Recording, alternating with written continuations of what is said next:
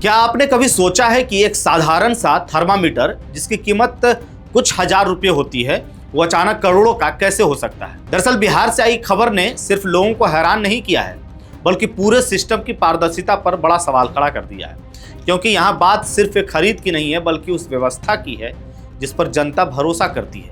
और जब वही व्यवस्था शक के घेरे में आ जाए तो सवाल उठना लाजमी है। खबर क्या है, चलिए आपको बताते हैं। नमस्कार, द हिंदी टॉप देख रहे हैं आप और मैं हूं आपके साथ जानिसार खान।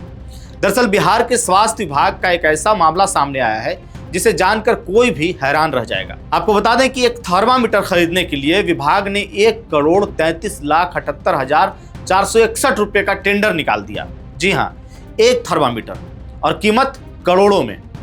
अब यहाँ पर सवाल ये उठता है कि आखिर ऐसा कैसे हो सकता है। क्या यह सिर्फ एक टाइपिंग मिस्टेक है या फिर इसके पीछे कोई बड़ा खेल चल रहा है। दरअसल यह टेंडर जनवरी 2026 में सहरसा के सिविल सर्जन कार्यालय के जरिए जारी किया गया था। 31 जनवरी को बिड बंद होने और उसी दिन खोलने की प्रक्रिया तय की गई। इसके बाद कई कंपनियों ने इसमें हिस्सा लिया और दस्तावेजों की जांच के बाद 3 कंपनियां अंतिम चरण तक पहुंची। इनमें सबसे कम बोली लगाने वाली कंपनी हिमानी फार्मा रही, जिसने 1,33,78,461 रुपए का टेंडर डाला। दूसरी कंपनी शुभ लक्ष्मी इंटरप्राइजेज और तीसरी दैविक इंटरप्राइजेज ने भी करीब करीब इतनी ही बड़ी रकम की बोली लगाई।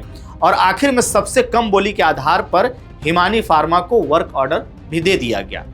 अब यहाँ हैरानी की बात यह है कि पूरी प्रक्रिया सरकार के उसी जेम यानी GEM पोर्टल के जरिए की गई, जिसे पारदर्शिता और सही रेट सुनिश्चित करने के लिए बनाया गया था।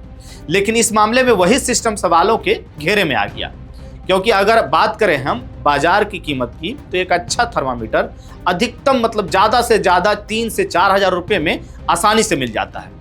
यहाँ तक कि अगर 100 या 1000 थर्मामीटर भी खरीदे जाएं तो भी कुल खर्चा लाखों में रहेगा, ना कि करोड़ों में। यानी यहाँ पर मामला सिर्फ कीमत का नहीं है बल्कि पूरी प्रक्रिया पर सवाल खड़े हो रहे हैं।